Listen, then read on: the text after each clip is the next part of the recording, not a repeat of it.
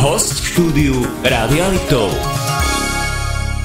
Milí priatelia v štúdiu Rádia Liptov, opäť vítame veľmi sympatickú spevačku a úspešnú Dominiku Mirgovú. Ahoj, vítaj u nás opäť. Ahojte všetci, ahoj. Tak Dominika, ty máš teraz novú pesničku, volá sa Hore, je to tvoj nový single. Rozdelil ľudí na také dva tábory. Niektorí ho milujú a hovoria, že úplne super. Ďalší, zase tá druhá skupina hovorí, že je to taká imitácia Kylie Minogue. Takto my, keď sme tvorili tú skladbu, tak vôbec sme nečakali alebo netušili, alebo sme ju nerobili podľa niečoho, práve že sme tak vychádzali z takej postupky, že povedali sme si, chceme niečo, čo si ľudia budú spievať. Čiže to bolo také prvé.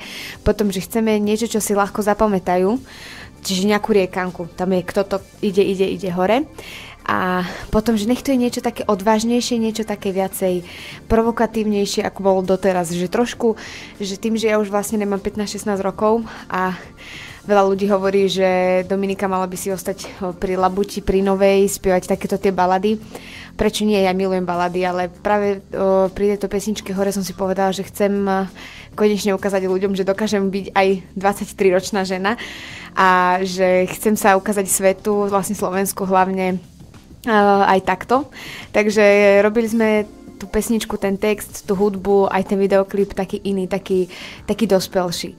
A to som čakala od mojich fanúšikov, že to tak zoberú, čo som veľmi rada, že to tak aj zobrali, pretože som sa tak vyjadrila a vždy sa tak vyjadrujem, že nie je to že budem teraz stále robiť len toto, ale predsa len nie každý ostane pri tých istých vlasoch, každý sa rád ostrihá, každý dospieva, niekomu sa nepáči ten sveter, tak si kúpi nový. Ja takisto milujem moju hudbu, ktorú robím, ktorú som robila, budem ju robiť aj doteraz, ale sem tam človek má také tie chvíle, kedy chce dať niečo iné, niečo provokatívnejšie, odvážne. No a takto vznikla skladba Hore. Ty si mala okolo seba v tomto videoklipe aj množstvo krásnych mužov. Kto to bol? No to boli komparzisti, boli to chalani, dokonca niektorí boli modely, dokonca niektorí súťažili aj v muži roka, čo bolo. Takže ja som ich nevyberala, vyberali ich vlastne chalani z môjho tímu, takže oni prišli, ja som ani nečakala, vôbec som nevedela, že budú skoro polonahý, takže to bolo pre mňa také prekvapko, ešte si hovorím, že ups, že môj priateľ príde, bude sa pozerať, že či nebude žiarliť, ale nakoniec to bral akože pracovne, povedal, že profesionálne, že nevadí, že ja som sa ho spýtala otázku, že či si ma ešte stále chce zobrať, pretože mne by sa na to napríklad nepozeralo dobre, že na svojho chlapa, kebyže ho takto babi oblapávajú, ale všetko bolo s mierou, všetko bolo točené aj mimo kamier, proste všetko bolo fakt fajn, bola tam super nálada, atmosféra, takže ja hovorím, že toto je akože najlepšie pre mňa točený videoklip.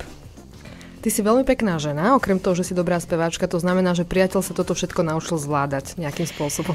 Áno, no musel. Zo začiatku to síce nebolo až také ružové, lebo on prvýkrát je vlastne s babou z takéhoto smeru. On mal iné vždy a ja som mala dokonca aj muzikanta, takže ja už som si tým aj prešla. A teraz mám zase športovca, takže je to tiež z tej druhej strany také, že baby letia na športovcov dosť. No ale ja tým, že my sme stále spolu, vlastne spolu už aj bývame, tak my sme si takí vzácni stále a on už vidí, chodí na moje koncerty, vidí, ako to chodí a vie, že mám oči iba pre neho, takže zvykol si. To znamená, posledná novinka, aktuálny single Hore, ako to vyzerá s tvojím novým albumom?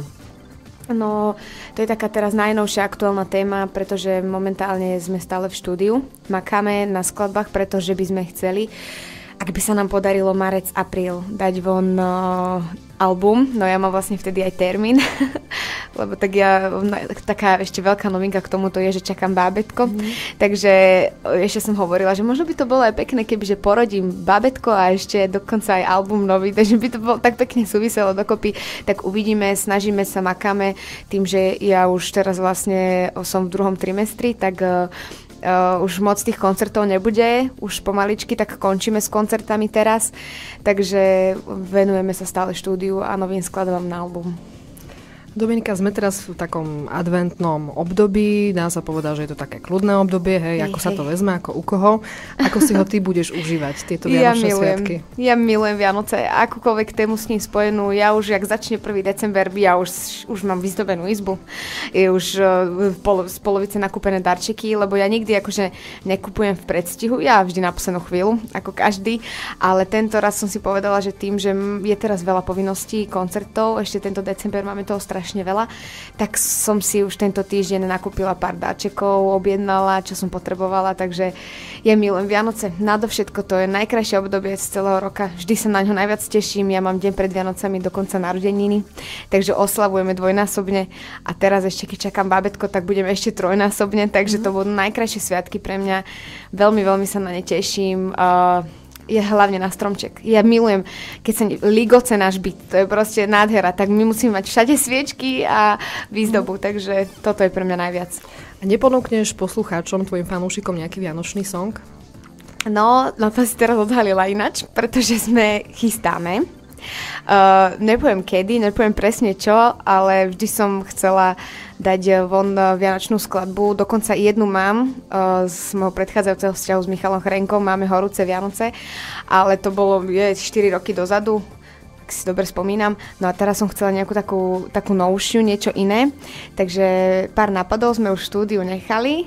Dokonca sa už aj niečo nahralo, takže pevne verím, že čoskôr určite by sme chceli pred Vianocami. Pevne verím, ak sa podarí niečo. Dominika, ja som veľmi rada, že si nám prezradila všetky tieto novinky zo svojho života. Hej, no ste prví ináč. Čo by si odkázala poslucháčom Rádia Liptov na záver nášho rozhovoru? Tak ja by som hlavne chcela povedať, že počúvate veľmi dobré Rádio Liptov a chcela by som vás pozdraviť a hlavne vám zaželať krásne vianočné sviatky a šťastný nový rok. Nech sa vám darí v budúcom roku len to najlepšie a hlavne počúvajte dobrú hudbu, hlavne slovenskú hudbu, pretože my slovenskí umelci to tu nemáme najľahšie, ale za to sú tu tieto rádia, ktoré nás podporujú. Takže ďakujeme veľmi pekne a majte sa krásne. My ďakujeme, že si u nás bola, nech sa všetko podarí a nech sa staneš šťastnou maminou. Ďakujem, majte sa pekne. Host v štúdiu Rádia Liptov.